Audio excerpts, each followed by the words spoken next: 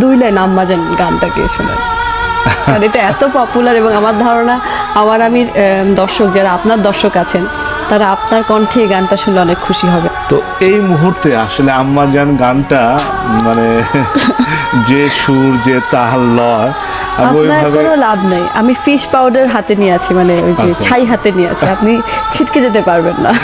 আচ্ছা